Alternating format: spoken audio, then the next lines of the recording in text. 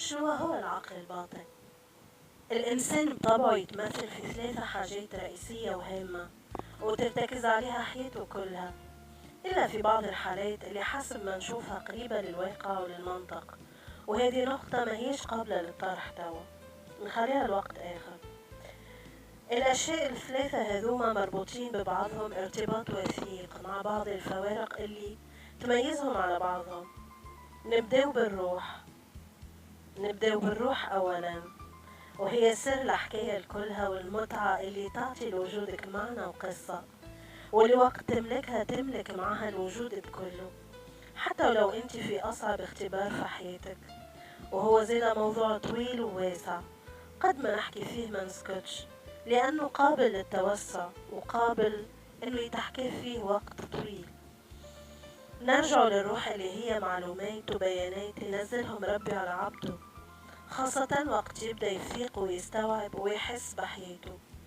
ورغم برشا يقولوا فما عمر معين يستيقظ فيه الإنسان ويبدأ يتسائل ويحاول يفهم، إلى أن بكل تواضع نشوف ناس مخاخهم سابقة أعمارهم ببرشا، والعكس صحيح. يعني من الآخر ما عندهاش عمر، وقت تصفي قلبك توجيه.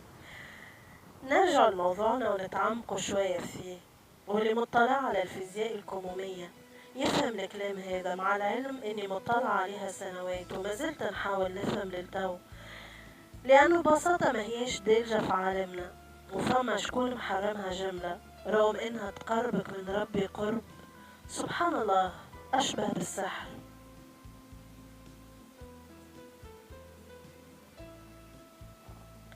نرجع للروح وباختصار.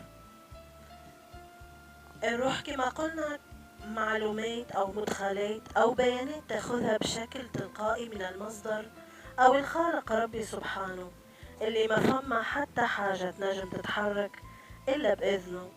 وحاجة أخرى، ما فمش صدفة، فما حد شيء صدفة، كل شيء مكتوب. والمعلومات هذه ما تتفاعلش إلا بالتجسد المادي. شو معناه؟ يعني احنا كبشر تواجدنا على الأرض باش نقولوا هالمعلومات ونجسدوها على مسرح الحياة بالضبط. وكمثال بسيط باش نحاولوا نفهموا بيه، عبارة على كاتب كتب قصة، والقصة هذيك تقرات وأصبح عندها جمهورها ومتابعيها وعجبتهم على الآخر، فطالبوا بتجسيدها كفيلم أو مسلسل صوت وصورة. فيتفق الكاتب هذايا مع مخرج باهي وممثلين ممتازين وتشتغل الكاميراوات وينطلق العرض. هذا مثال بسيط باش نوضح بيه، طبعا لله المثل الأعلى من قبل ومن بعد.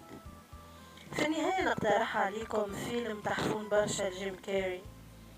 الفيلم هذا اسمه The Truman Show أو عرض ترومان. فيلم محلو برشا، شاهدوه لأنه يقرب لكم الصورة ولو نسبيا. توا نقول لكم باي باي وتصبحوا على خير، ونتقابلوا وقت تسمح الظروف بذلك.